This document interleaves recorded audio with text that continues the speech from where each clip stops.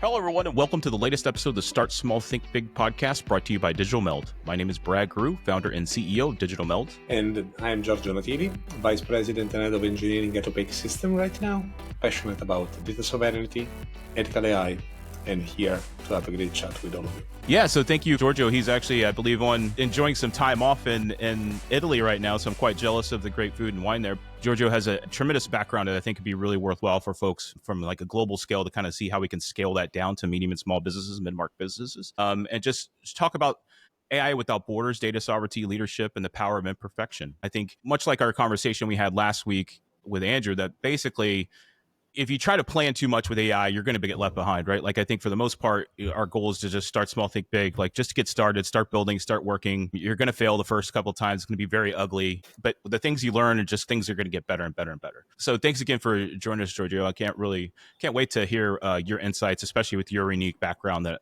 we'll share over the coming hour or so. Absolutely. It's my pleasure. And you said something that is very right already. You will make mistakes. You'll fail. Definitely. But failures are not that ugly as many things. I think failures are really the ground of our learning and also the building blocks of imperfection that I think that is not only something that is part of a human being, but also of technology. AI is so non-deterministic, right, that you can also think that is imperfect. Yeah, and I was just up till about 4 a.m. last night working on a new project, and I was trying multiple different tools. I was trying, I believe it's Cairo, Amazon's new IDE, their agentic IDE. That's just a fork of Visual Studio Code. And then I was also trying Google's AI Studio and kind of comparing and contrasting. And at one point in AI Studio, I had been working for like an hour, and I forgot to hit save because it's web-based. I forgot to hit save, and I failed. But you know what? The product I got from the second iteration was much better. Like, because I'd learned the tools, I'd learned how to use it, I learned it. And so you're going to fail. Experts like myself even make mistakes like that. There's a save button in Google AI Studio that you should save after you every time you make a major update. It's because it's all in the web browser. It's not happening in an IDE like Visual Studio Code. So yeah, it's great. I think the beauty of AI is you can fail fast and learn really, really quickly from those mistakes and improve from things. I agree with you. With AI, the speed of content generation increased so much that you can really do mistake. Also screw up everything, start over, compare, using multiple tools, mix the outcomes, and you will generate something that is definitely closer to what you want. Then the human being is always the central part of it. I think that is important to remember to ourselves that we are the experts in the room. AI is a tool. Mm-hmm. It's not the expert. Yeah, as much as it likes to say it's an expert and fill in the context, right? Fill in the blanks. Especially the generative AI models, they never say they're wrong or they don't know something. So yeah, you are the expert. That's a great point to make. And so we like to start with a little news just to keep it fresh and get insights from people like yourself that we normally wouldn't have insights from. We'll just touch base on a couple stories here. And for those who don't know, we'll release the newsletter for this on Monday. This releases on Friday. On Monday, release our newsletter. If you just search for Start Small, Think Big on LinkedIn or linktree.com/digitalmeld, you can get access to that newsletter. And we'll have links to everything that Giorgio and I talk about, all the things he references and we reference throughout this conversation, as well as these news stories. And so it's a plethora of resources. And one of my favorite things is putting together that newsletter every week and going back through the conversation transcript, because you're sharing things that probably I'd never come across, and like that new wealth of knowledge, that new faucet that gets turned on. I can't really wait to hear what we discuss in this topic. AI's businesses are kind of learning and how to adapt and things, but the government is right on top of there. So the U.S. Pentagon awarded $800 million in contracts to 4 AI companies this past week. So Anthropic, Google, OpenAI, and xAI, who makes Groux, Elon Musk's company, who had some controversies this week we won't really get into with how Groux reacted. But, the Pentagon seems to be all in on AI. And so I know some folks within the defense sector as well who are utilizing AI and seeing a lot of things. Again, it's very early level to get that 99.999% assurance rates. It's going to take tens of millions of dollars of training for these models and things. But the fact that the U.S. government is specifically developing these solutions, I think is a sign for the businesses, the B2B space, that you should probably hop on board as well. Well, definitely everybody is moving toward AI. The fascinating aspect is that given it's still a pretty new space, Although we think that we have experts, right? We don't, maybe, for real. It's non-deterministic what will happen, what people will do with this money. It's not yet written in stone, it's not specified. Definitely, I see and I feel AI as a companion of many activities, also military activities, government activities, to remove the human being from dangerous spaces, life risk jobs, and so on. So I see this as something positive. What it's important for me is to see that not only regulators put in place regulations that help to do a usage of AI that is ethical, safe, and that maintain digital dignity of everybody that is involved, but also start seeing more and more leaders understanding that although it's a propeller for the business and there is nothing wrong with that, that there is the need sometime to move instead that at 100 miles per hour, maybe 95, and using that 5 miles buffer to think a tiny bit about what you're doing and to understand fully the consequences. Yeah, I think that's a great take, especially after we won't talk exactly about why Grok kind of got in trouble this week, but again, like they're going full throttle, right? And where maybe if they slowed down just a little bit, they could keep some of those embarrassing things from happening. I think Google had that whenever they first rolled out Gemini a couple years ago. At this point, right? I think if you take the little few extra steps to make sure you've done your due diligence and your testing and your ethical concern, especially scrutinizing ethical concerns, I think you can make it a lot further and save yourself some embarrassment and things. But again, I think most U.S. companies, especially in the technology sector, they're just going full speed ahead, and they're like I've said before, they're building the guardrails as they're building the train as it's going down the track, right? With no guardrails. And we'll kind of touch base on that because you're in the European Union right now on vacation, and so German tech leaders are actually criticizing the EU because of their innovation concerns, because the stringent guardrails. So it seems like we have no guardrails in the U.S. or over here, and then in the EU, like too many guardrails. Where's that Goldilocks, that fine balance? Where do you think that's at? Well, as always, the optimal way to do things is somewhere in the middle. I do Right. think that AI without any rules, without any regulation, it's dangerous because Mm-hmm. can be misused, can be mistrained, can be misleading, can generate false informations, can generate a lot of problems, can use maybe images, art from indigenous population that are not aware, so their dignity from a digital standpoint is not preserved. So no rules is usually not a good thing.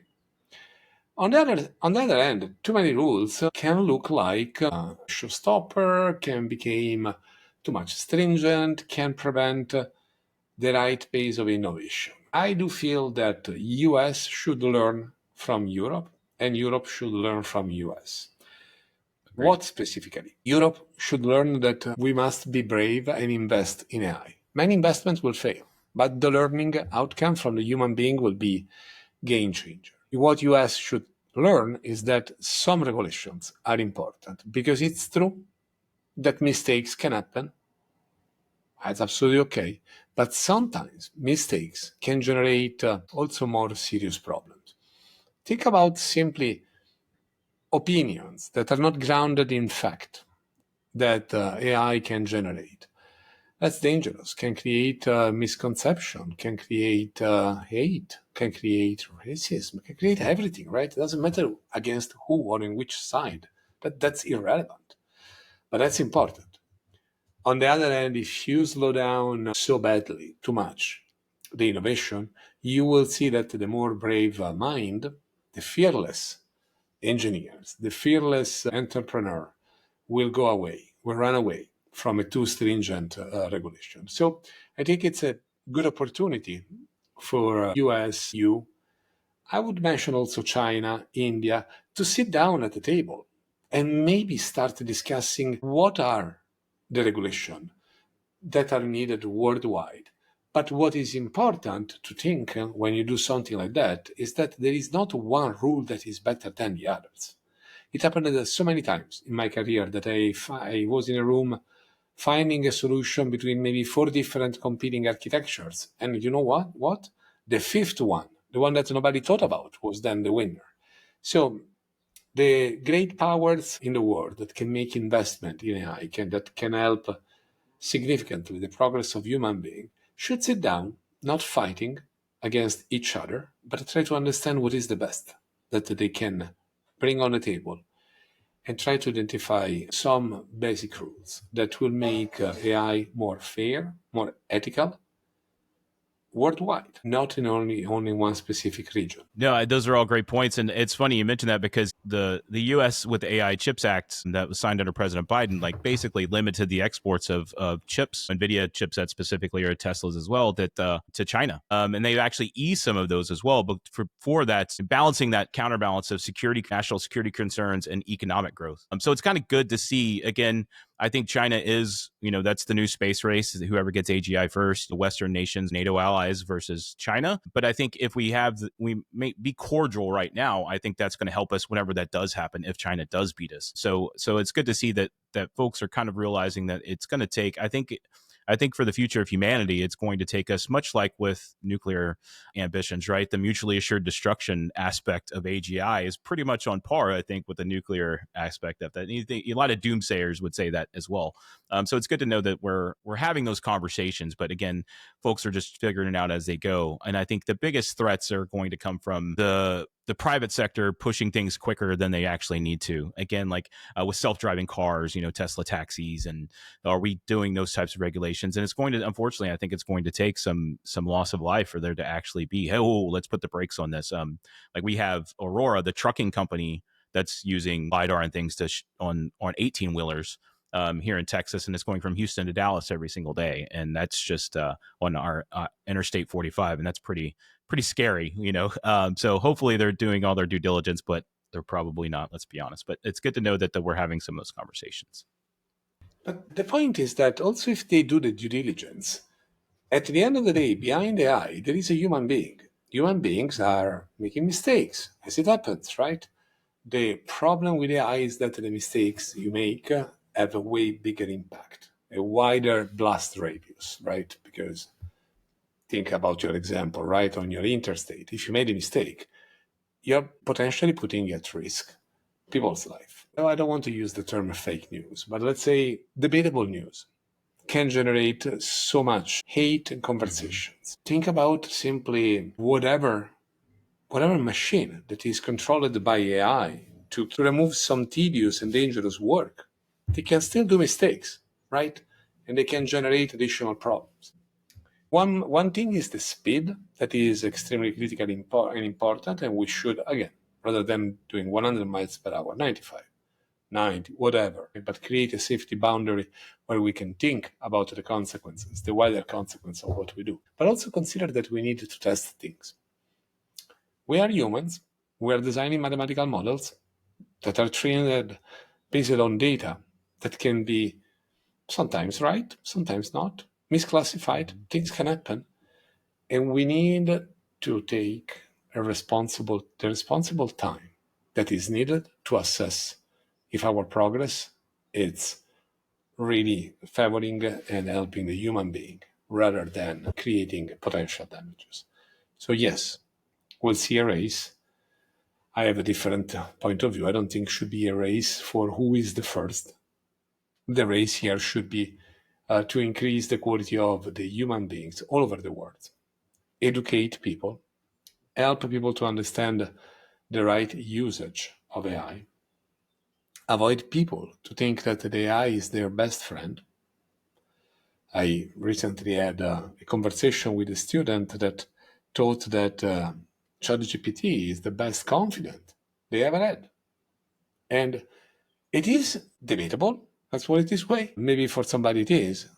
But if we start seeing and observing these symptoms, it's very dangerous. We are dehumanizing human beings, that they speak with a machine and they think that they're speaking with another human being. And we should ask ourselves if it's the right thing. For many, it might, right? I don't feel any more alone. I have my digital friend. Okay, I love it. If you're happy, I'm happy, generally. But what if the digital friend is giving you advice that is controversial, misinterpreted, or it's going into the direction that you want? A generative AI model is designed to produce content that is influenced by your prompt.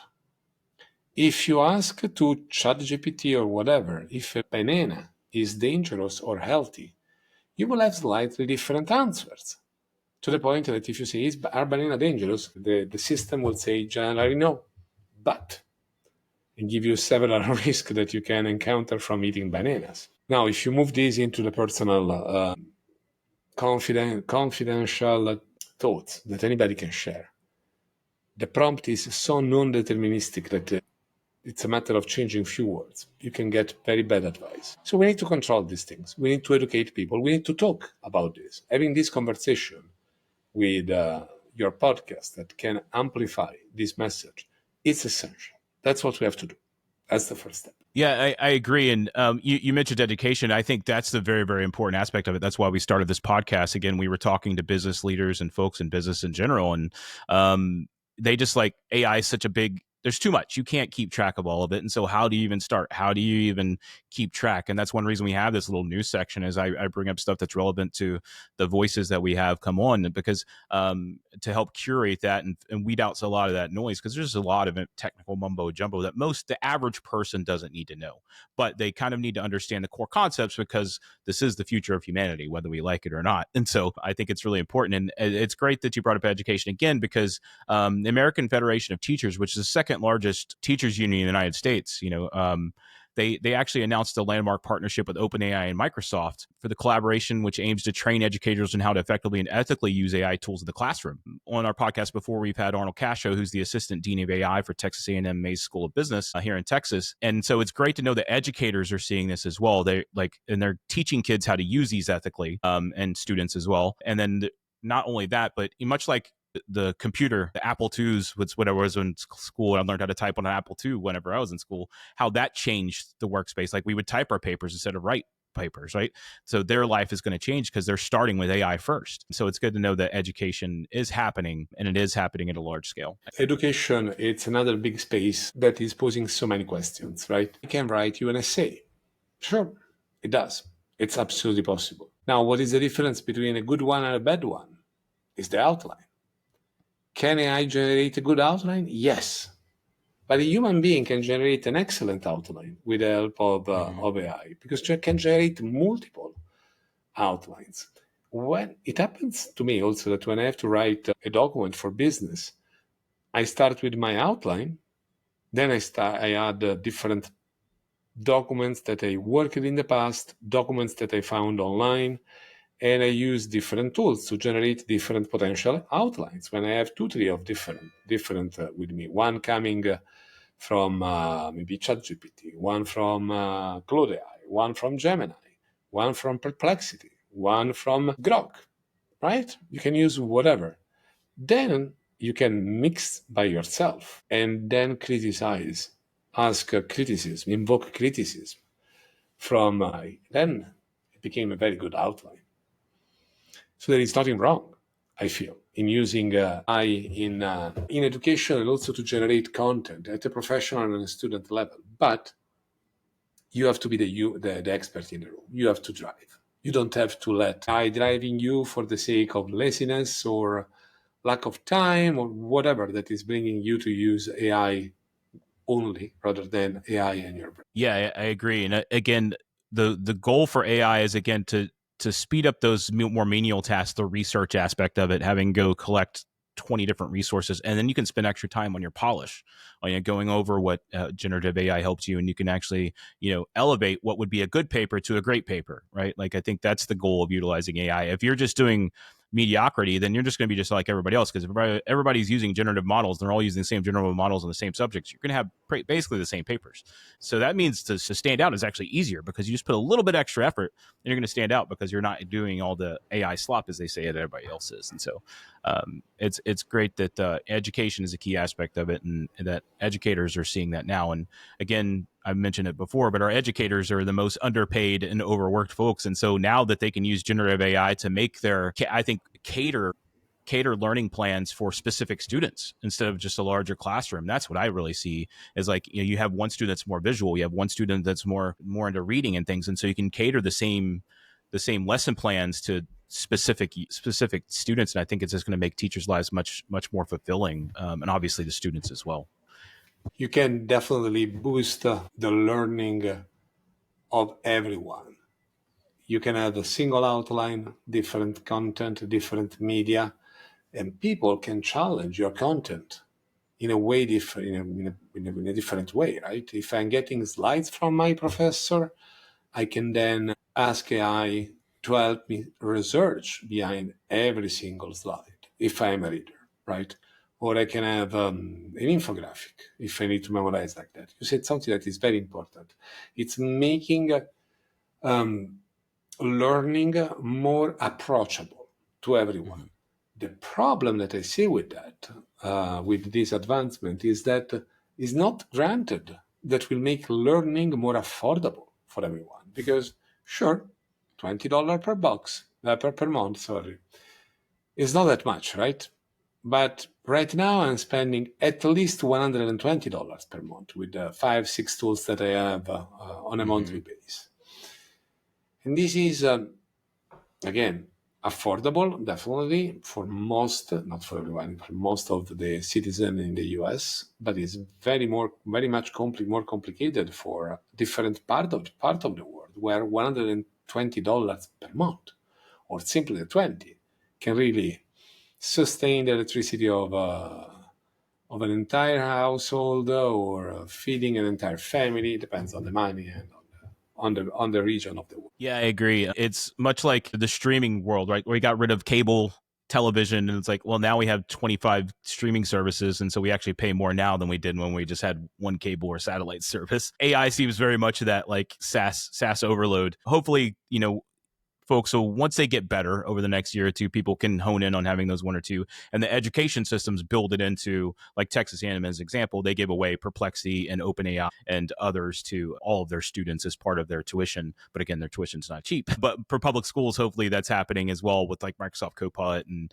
or Google Gemini if they're a Google school. It's good to I agree though that they need to have regional based pricing if they don't already for a lot of these tools. But thanks again for commenting on the news sections. Again, it's great to get your insights, another perspective from someone with such a storied background. I'm happy to like jump into the main part of this interview now, and I have segment one titled "From Fear to Fearless," and so I'd love to know more about your story from windsurfing and swimming with sharks and building tech at scale. And so, how did that spirit of courage from all those extreme type things shape your approach to building inclusive tech teams and ethical platforms and those sort of things? This is a very wide question. So, yes, my career definitely was not a linear path, and I'm extremely happy about not having a linear path behind me because it's giving me more flexibility.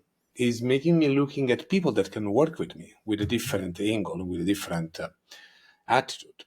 But long story short, when I was at the end of high school, while I was studying, I was also doing professional windsurfing.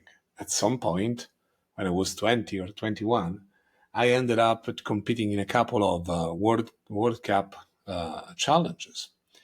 So it's not a sport that pay you tons of money, actually. It's Mm-hmm. not definitely paying too many bills, but the passion was strong.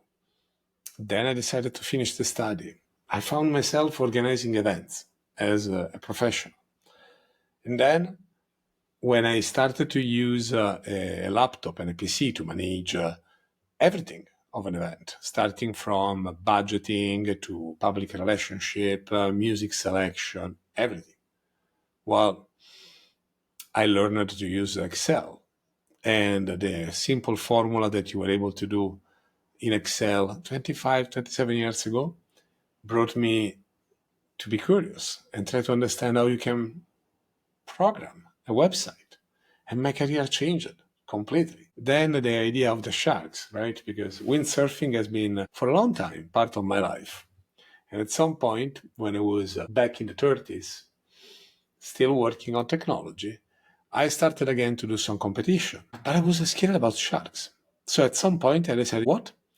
Let me try to be in the water with the sharks, being aware that I have the sharks around me. And let's see how it goes. And guess what? It went way better because I was terrified when I did it, right? I was with my guide. We were diving into this small bay where I was seeing far away, maybe 30 feet away from me, these big sharks that were swimming in circle. Well, It's really freaking you out. No cage, nothing. It was not white sharks, but still sharks, big fishes, right?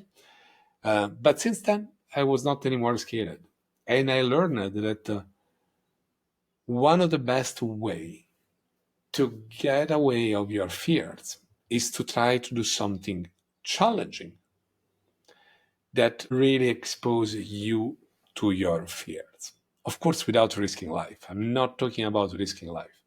Although it can sound very scary, and it was very scary. I was in a bay, there was a guide with me, I was behind the guide, the sharks were 20, 30 feet away. So sure, in a snap, they can decide to attack.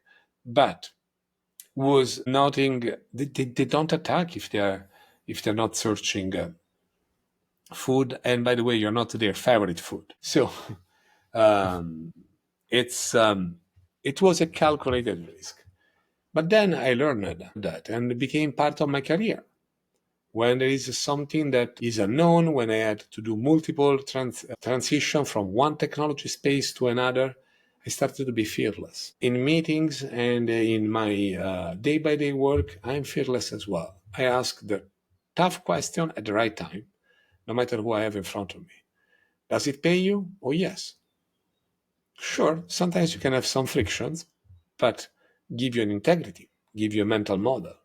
So that episode was then my one of my key point in navigating again multiple technology transitions, multiple challenges in the enterprises of different level, but always with a positive attitude, with a constructive mental model, and remembering that your fears are your fears until they are there.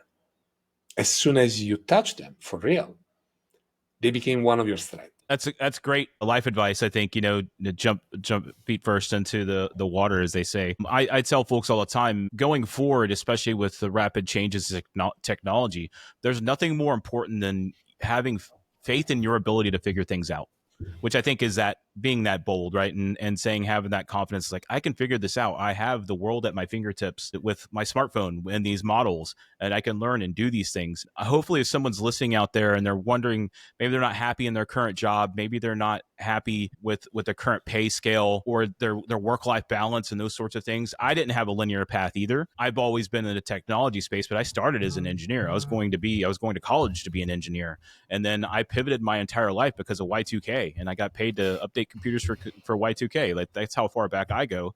And then I got started like rolling out like doing the basic grunt work in IT, and then I kind of have just pivoted every 4 or 5 years. Like, oh, I see where the market's going, I'm going to kind of head that way. I see where the market's going, and kind of head that way. And it's led me into consulting and solutions architecture and those sorts of things. And now with AI, started a company with AI. You can do it. If I can do it, I don't put in like world athlete levels of effort. I'm not waking up at 4 a.m. in the morning, and I'm not doing all the books and all the training I can. I do a lot, I eat, sleep, and breathe it because my hobby is what I love to do, is also what I love to work. But if the beauty is, you can use these tools to upskill yourself and say, hey, I'm not happy in my, go talk to ChatGPT or Grok or Gemini or one of those and say, I'm not happy in my job. Here's my resume. Here's my LinkedIn. Here's my work history. Here's what I actually would love to do. Can you give me a 6 month or 12 month plan to upskill for that? I think that's your swimming with sharks. That's your jumping and to the unknown, right? If you fail, that's all right. These tools help you fail fast. Or if you find out within 2 months that's not what you want to do, hey, go back to the drawing board, start again. And AI can really help you to not only fail fast, but to fail safely, because the speed of your failure will reduce the investment that you're making from a time standpoint. Plus, the knowledge that we never had 10 years ago, 5 years ago, 30 years ago. Now it's really at our fingertip. It's enough asking, especially if you if you do a good usage of AI, an ethical usage, and you use it for research. you can really understand if your idea of new business or new career is exactly what you want. And you can do it in a step. So be fearless for real, be polite all the time, respect others, and treat AI as an opportunity to advance you and your family, the people you care about, and to do a little bit more for the human being every day. You are an expert or you're passionate about something, write about it. That simple LinkedIn post, blog post, can help somebody. Print it out, bring it to somebody that doesn't have internet, accumulate some knowledge, give some advice to a friend, to somebody, help somebody else with AI. You can. It's such a small thing that can make such a big impact in human being. I agree. And like one of the most meaningful things I've done in my career is this podcast. And then not just that, but talking to people, especially locally, face to face at meetups and things. And then just I joined a group of startup founders that were mostly non technical. I went to my first meetup with them here locally at the Ion in Houston last Friday. Joe, if you're listening, thanks for the invite. That just to spend 20 or 30 minutes with them is like, okay, I know you don't have the capital to hire a company like mine or something like that, but I can like point you in the right direction and say, let you know if someone gave you a bad bid, or I can just say, if I were you, this is the technology I would use to solve that problem and or start solving that problem. I know Giorgio probably has those same sort of conversations every day. If you don't know how to start on this journey, reach out to myself or him on LinkedIn. His LinkedIn will be in the show notes in the newsletter. I'm sure he'd love to talk to you about it just like I do, because I think we probably both agree. You put good things out there, good things in return. I just love talking about it too. I can't shut up about it. And so I love seeing the people's eyes light up whenever they realize, oh, I can do this. And that's one reason I'm giving a talk at a local chamber of commerce early next month. I'm talking at the Dallas Fort Worth Startup Week. There's an AI competition in Dallas early next month. And it's just because I think the more people who know about AI, the better we're going to be off, because it's going to be a more diverse opinions about the future of AI, which is great. It's not, and that's the beauty of open source and those sorts of things. It's not just a couple of really strong companies holding all the keys of the kingdom. It's the beauty is technology is the great equalizer, and it democratizes the data. It democratizes knowledge. And that's why I think we do this. I absolutely align with you. I'm always available on LinkedIn. Of course, please don't send me message just to sell me sell me something. Yes. Agreed. But anytime you want advice, you want to talk, I can offer my experience. If I don't have the answer, it's absolutely okay. I will tell you that I don't have the answer, but maybe I will have a story, an anecdote, or anything for you that can help you shape your next decision, your next opinion, your next choice. Yeah, that's great. And I think that kind of moves us on the next top of the conversation, that we look at AI as it's not a human replacement, right? It's an enhancer. Like Giorgio said earlier, it's a tool. We want to replace the unsafe labor and not knowledge workers. And I think the fears of AGI and then the automation and all those sorts of things, I think that's really overblown. There are obviously transportation industry and manufacturing and things that the robots are coming. That's just going to be the truth. But again, you can use these tools to upskill and get in front of that curve. But for the most part, leadership isn't good. Leadership doesn't replacing people with AI. They're empowering people with AI and preparing them for the better version of the job that's coming. Giorgio, can you talk about, how your stance on the enhancement of humans with AI and like what leaders specifically can do or should do, especially from the ethical concerns and the role that they have in the lives of their employees to prepare them for this change that's coming? Absolutely, absolutely.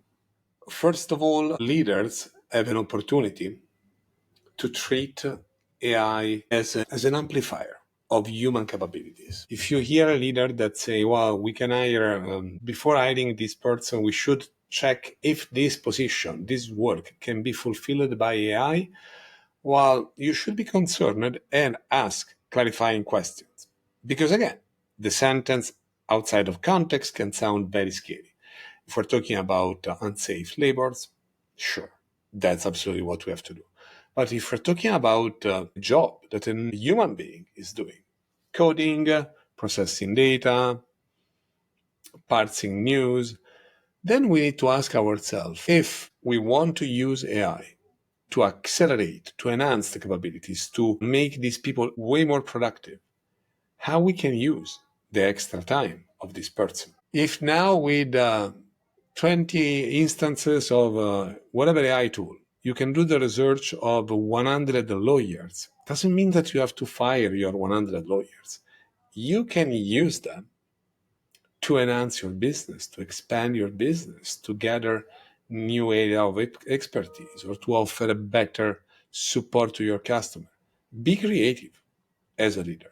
Try to understand, with the time I save, with the support of AI, what can I do to improve my business? This, I think, it's a very important aspect to consider. Of course, it's not a silver bullet, right? Because there might be a situation where by using AI and reducing the cost of your workforce, you can save your business and your business is sustaining your family. Sure, I can see that. I'm not saying that you don't have to save your business and your family. But when we speak about leaders, we look at different scales. If you're leading a team of hundreds or dozens, you have the opportunity to make a way bigger impact by considering the ethical implication of introducing AI, by considering how you can reskill, by considering how you can reuse the time that you are saving. It's a little bit like saving money, right? If you save it and you put it under your bed, will stay there, will not make any good, usage will not grow, right? So use your saving, the time you save, to do something better. Yeah, I love that analogy. That you put that money to work, right? Put those people to work. Yes. You have the ability for that. And just as a great anecdote for folks, again, we work with construction and engineering firms a lot with their project management solutions, where they have subcontractors and invoicing and timekeeping and all this stuff for these large, multi-million, sometimes $1 billion projects. And at that scale, it's called program management. So it's just project management for projects. But long story short, one of our engineering companies that we worked with, they have a really brilliant woman who was processing invoices and keeping and comparing timesheets to those invoices and all these manual tasks for these mega projects. And what we did was we went in with some basic automation and automated 90+% of what she was doing. But we convinced, they already knew, but we kind of helped convince the leadership of that organization that like this woman is extremely smart, because we sat down with her and mapped out her processes, did all those sorts of things. And like, this is someone that you're underutilizing, right? This is someone who's doing menial tasks that aren't meaningful. And they're meaningful to the business, but they're not meaningful for her and or personal development and for the company's growth. Like you said, put that money to work. And so what she's done now is she's kind of, with all that spare time, she's still the human in the loop that verifies all the automation, that verifies the AI injection of the invoice scannings and those sorts of things. She's that human in the loop. But with that extra 90% of her time, she's working on business development. So she's chasing more work.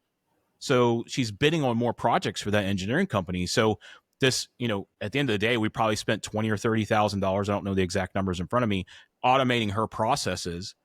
She's going to return that tenfold because of she's bringing in new $1 million projects that they weren't even thinking about. And so that's immediately going to mean have more need for project managers and more need for engineers and more need. So it's going to grow their business exponentially because they decided to, hey, we have this great person. Let's upskill her and prepare her to help grow our business. And so it's really important that folks know that that's happening every day. And so don't just focus on those layoffs and big tech and things like that. I think good leadership will always know that the hardest thing to do is hire good people that have, again, that faith and the ability to figure things out and that want to and that go to. Absolutely. The right people is complicated. It's not an exact science. And when you have the right people, you will always see that the right people is always eager to learn, most of them. And then if they see you as a responsible leader who is introducing new tools and new processes to make their life better, they will repay you way more.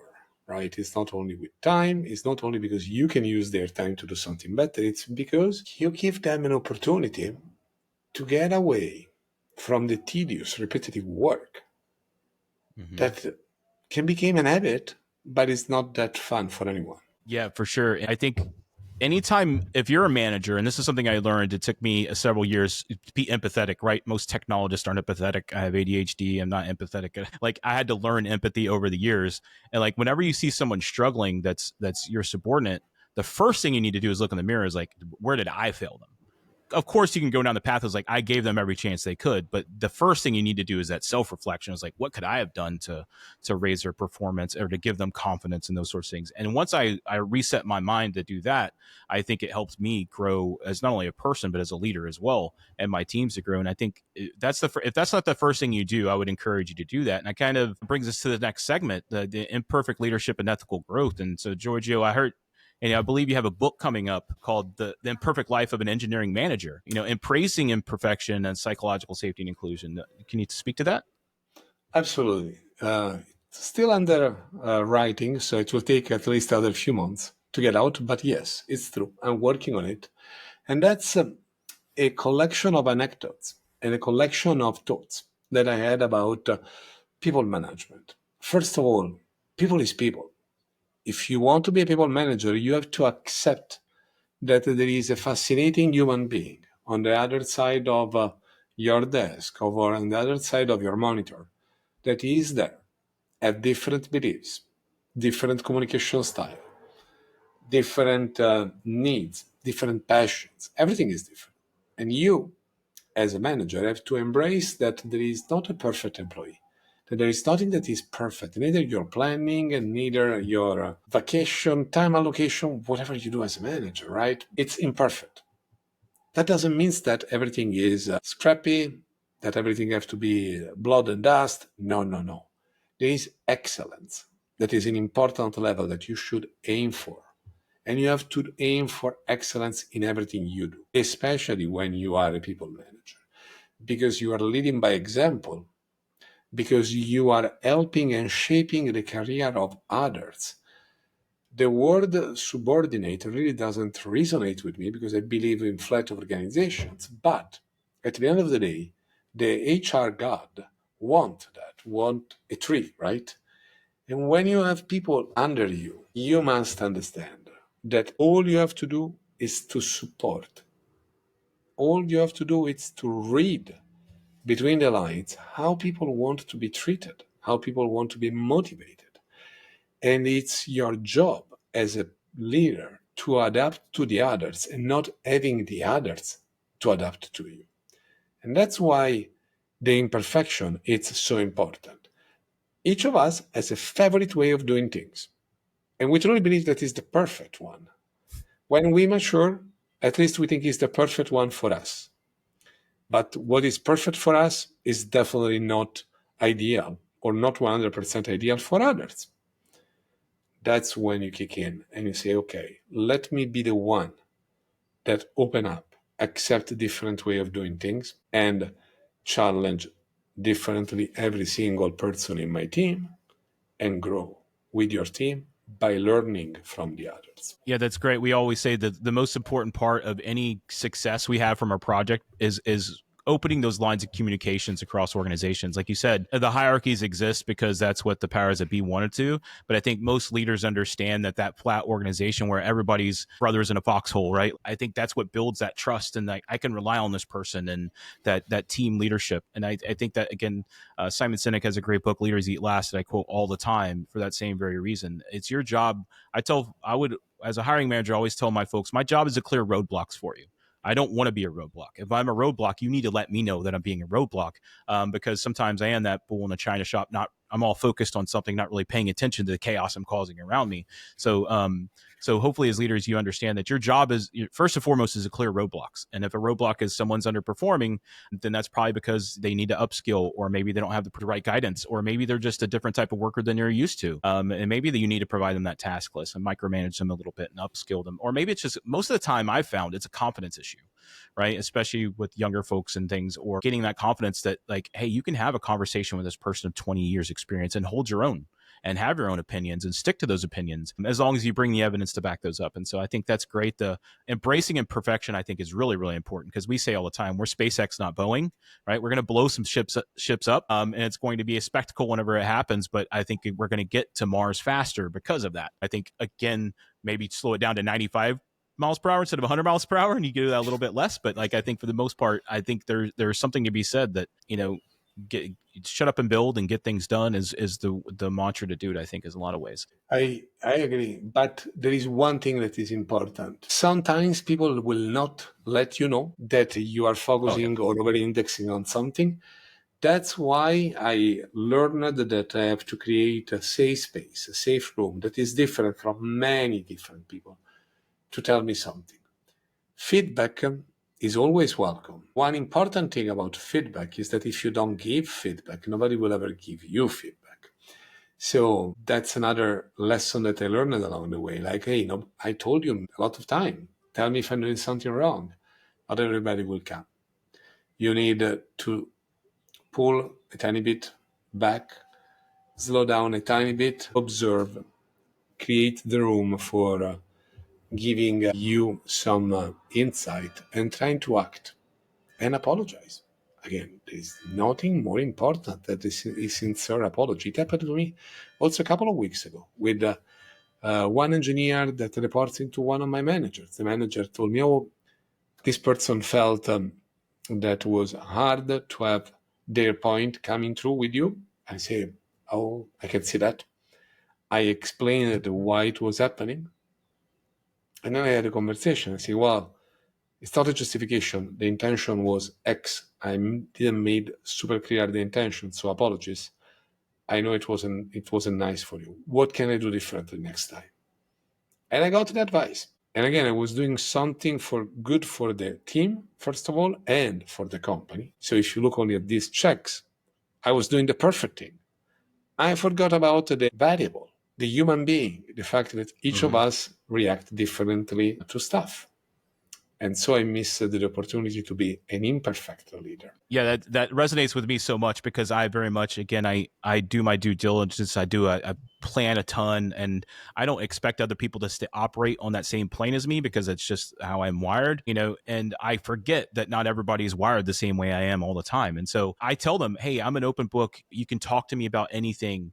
But again, I think much like you, probably some familiar, there's still that like this very well versed. He'll talk things, and he's very loud and opinionated and these sorts of things. And like, not everybody operates on that same plane. And so I think that it's really smart to have that safe space, because my safe space was like, I'm always here for you. You can call me anytime, like those sorts of things. But like you said, if you don't give feedback, people aren't going to give feedback to you.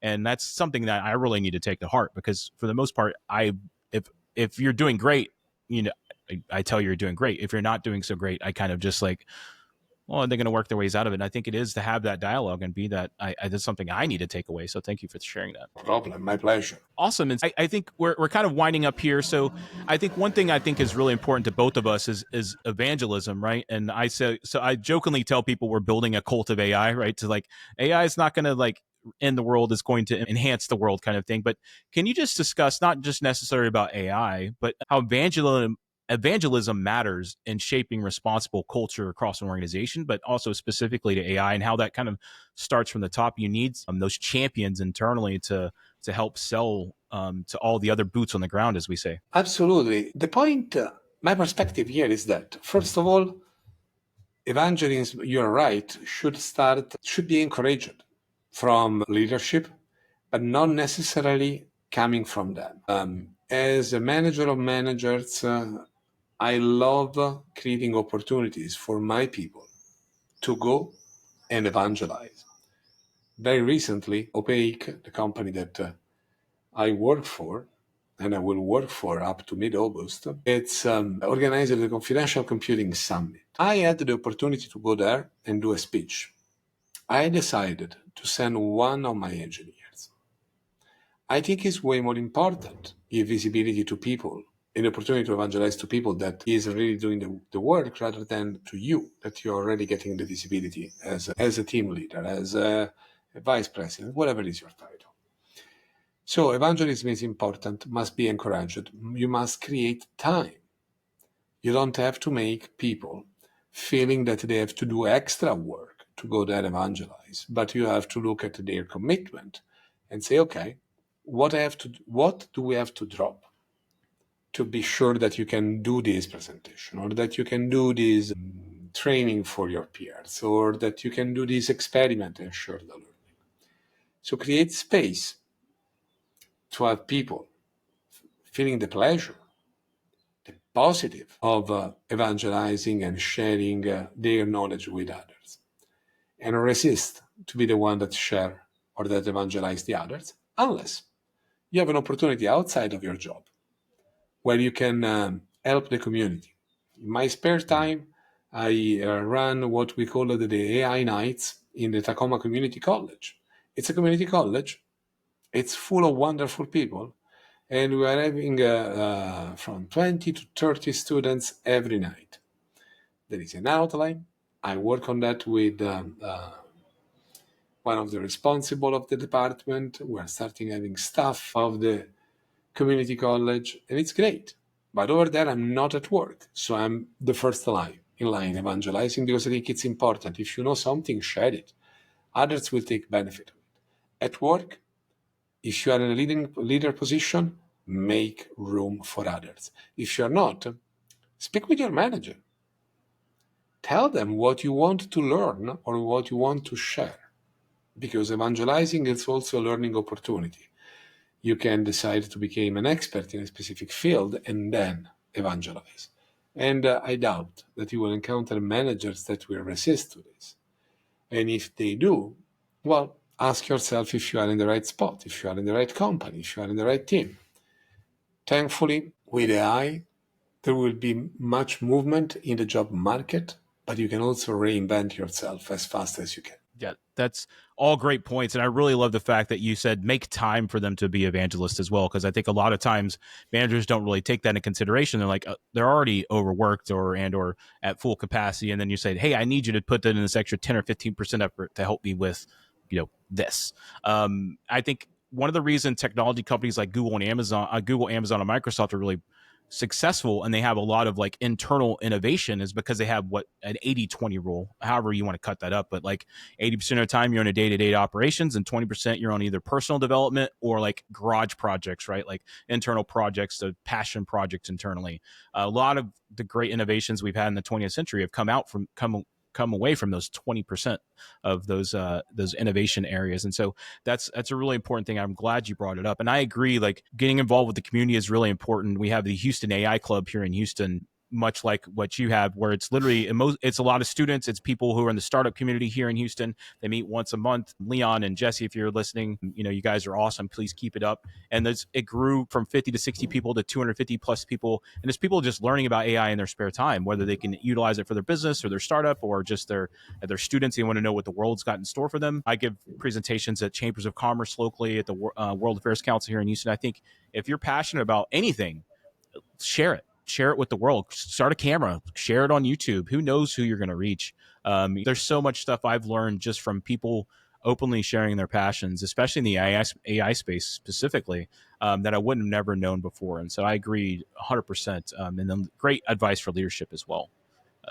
I think I could keep talking to you for all day, but I know you're in Italy and want to enjoy that beautiful wine and pasta and those sorts of things you've got going on there, and maybe not so much the hot weather you got. So I think we can kind of wrap up with what we call our hot takes. It's kind of our final segment. So it's just a quick Q&A. I'll ask you a question. You can kind of shoot a quick answer to me, and then after that, we'll wrap it up, and I'll give you a couple of minutes. Is that all right with you? Sounds good. All right. So the first quickfire Q&A is what's one AI myth that you believe needs to die or if folks need to stop saying? AI will not replace human beings. Yep. That must die. I AI will enhance human beings. I agree. That's a great one. And so what's one thing leaders should do this quarter to get AI ready? Like not 6 months down the line, not next year, not wait for the board meetings, but what's one thing they can do this quarter to get them AI ready? Identify a small need of their company that can be automated and use AI to automate it. Right. We like to say ask for forgiveness, not for permission sometimes in those areas, like just to show whether you're just one person on a team and you have like you're in the IT team and your ticket system is all manual, use Power Automate or N8N or one of these other automation tools to automate a lot of those sorts of things. And then just take it to your team and your team meeting and say, look, this is what I did. How do you think this would go for the whole company or to our whole team if we spread it out? Exactly. And the reason why it's important, it's because there are too many CEOs that are all over the place saying, we're introducing AI. And if you ask for real the question to do what, they really don't know. It's clear that they don't know. And there is nothing wrong. Whatever is the level that you are in a company, if you want to start introducing AI, eat your own frog.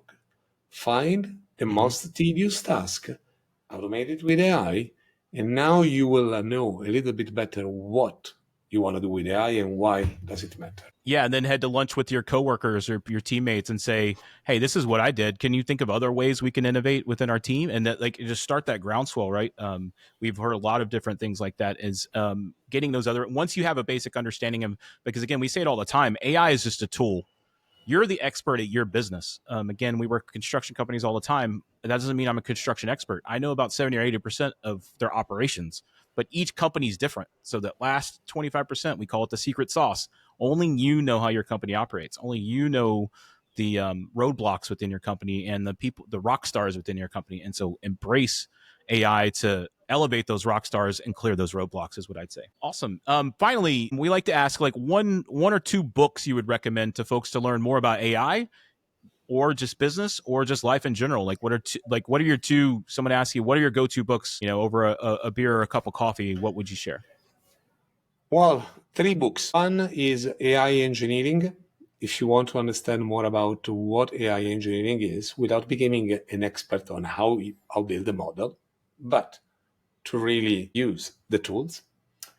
Another one that I do love is Crucial Conversations, is how to manage tough conversations, staying curious and staying always positive and see how you can calm down any conflict. The third one is The Five Dysfunctions of the Team. Although it's a book that has some years now, it's one of the most accurate description of bad teams. You'll be impressed how many things you will recognize in that book from your career. And hopefully you have been only part of that things and not one of the person that was driving that habits. But it's very actual and it's very important because a very dysfunctional team build also a very dysfunctional company that compromise ethics, that compromise on respect, and therefore build a bad culture that if you are in AI will be amplified through your model or through your solution. Those are great book recommendations. Or for folks listening, I'll have those in the show notes and the newsletter to share with you as well, because you definitely wanted to check out some of those. I need to check out the last one. I'll definitely be looking at that one. I have not read that one yet. The one I would recommend is one that's Meditations by Marcus Aurelius. I can't imagine all the times I go back to that, and that's more about me learning and my self reflection on how to be a pragmatic person, how to put emotion aside. Stoicism is something that you can. It's oversold, I think, but I think removing emotion from decisions is the number one thing you can do as a leader, obviously, but you need to keep the people in mind, much like, and I really love that Giorgio has made this a people first conversation. I think we kind of forget about that, especially in the technology space, where we're in a world of ones and zeros that you put people first. And if you treat your people right and do the right thing and elevate your people, your business is going to be far more successful than if you just, lead with an iron fist. And I think you just see that in our societies, right? The Western civilizations are just far more vibrant and far more productive without that authoritarianism over you. And so you just kind of take a little credence from that, I think, as a food for thought. So thank you, Giorgio, for joining us. Thank you so very much. I think if we had like one closing mantra for this I think would be innovation isn't perfect, it's persistent, right? I like to say go forth and punch above your weight class and use the tools at your fingertips to build something better, and just get started. For those that don't know, again, linktree.com/digital meld will have all the links to the show and the podcast and myself, the newsletter as well. And in the newsletter on Monday, we'll have links to Giorgio and as well as the show notes and all the things we discussed in here. And then now I'm going to open the floor to you, Giorgio, for 2 or 3 minutes just to share with folks what you think you would like to share and what you think is important and what your future holds and whatever you want to share. Thank you. Well, Brad, first of all, thanks for having me in this show. It has been a wonderful conversation. I have the same mutual feeling. I can spend hours to talk with you. But to conclude this show, one thing that I want to remember to everyone is a sentence that I heard from President Obama when he left the office. He said, "Be kind, be useful, be fearless." That's important. Doesn't matter which are your political beliefs, what are your beliefs in general, but keep it in mind and imagine, by be kind, useful, and fearless, how many times you could have done better in your life. I'm doing this exercise on myself. There are so many times that I could have been better by simply looking at these 3 actions to take that you can't imagine. So I encourage doing this, especially when you are in front of tough decisions or tough situations. What you can do to be kind, be useful, and be fearless, and potentially all at the same time. This is important no matter what is your level in an organization, no matter what is your job, no matter if you are a manager, if you are an innovator, or if you are simply doing your job. It's essential. And think about how you can make this part of your day-by-day life with your family, with your friends, with a person that you don't know yet that you will encounter at Starbucks or at a restaurant or whatever. This can be impactful and can make our world a little bit better every day. Those are definitely words to live by. And again, I always think when someone speaks like that, I think of Mr. Rogers, our old TV star on PBS. Lead with kindness and empathy. And I think you can be very successful in this world while also being a good person. There are the cutthroats at the top that are really successful, but you can be a good person. And I think you're going to have a more meaningful life, and you're going to enjoy your life more whenever you are leading with people first, and you are thinking with an open heart and those sorts of things. So thanks again, Giorgio, for joining us. I really appreciate your wisdom and insight. I think a lot of times we focus on the nuts and bolts or the ones and zeros and don't really think about the wisdom aspect of it. But someone with your career and someone that's with your experience, I think you've been all over the spectrum of businesses and journeys and things. And so you have a unique perspective. And so I appreciate you sharing that with us. And we'd love to have you back on maybe in a couple months whenever you do wrap up that book, and we can talk about that, your learning experience from there and those sorts of things. And so looking forward to there. Again, follow Giorgio on LinkedIn. We will share that in the show notes and our newsletter, linktree.com/digitalmeld. We thank you again for joining us on those conversations. Like Giorgio said, go out there and be the change that you think the world needs. Go share what you're passionate about, whether it's AI or pottery, whatever it is. Go share it with people that are like-minded like you. Go to meetup.com. There's tons of different things you can get involved with people locally to help raise others to the level that you want to be at. So thanks again for joining us. We look forward to you joining us next week. And until then, go forth and have a great day. Bye-bye. Thank you. Bye. Thank you, Giorgio. We want to hear about your AI and automation journey, and we'd love for you to get involved with Start Small, Think Big. If you'd like to participate or offer feedback, please reach out to us anytime via email at contact@digitalmeld.io or use the contact form on our website, digitalmeld.io/contact. Also, please help spread the word by liking, subscribing, and sharing our podcasts on your podcast platform of choice. Thanks.